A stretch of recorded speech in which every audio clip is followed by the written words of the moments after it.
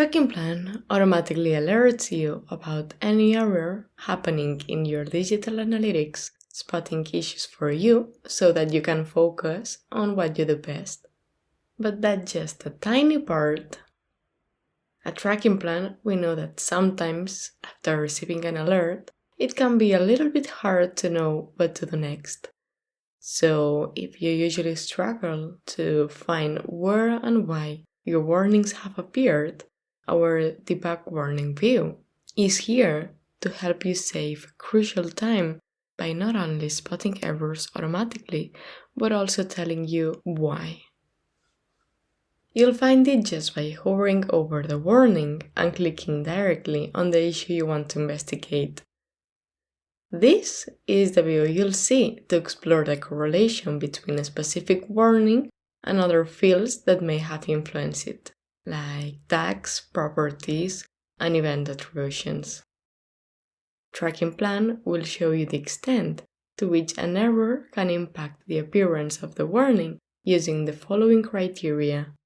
High, marked in red, which basically means that the element is highly influencing the presence of the problem in this specific event. Medium, marked in yellow, that is telling us that the value is influencing moderately the appearance of the warning.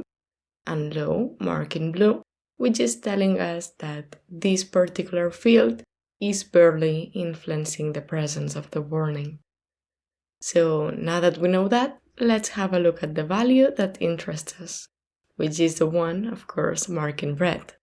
In there, Trackingplan is telling us that the property event category inside the event add to cart, when its value is recommended PDP, is influencing 82% of the time the appearance of the warning as opposed to the rest of the fields.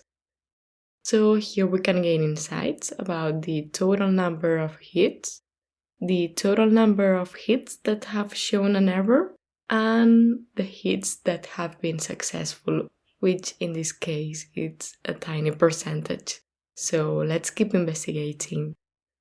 By clicking on Analyze, you'll be able to filter for that specific value. At a glance, I can see that there are some missing events, and that's because these might have a negative influence. So let's just click on Show Negative Influence to see it all.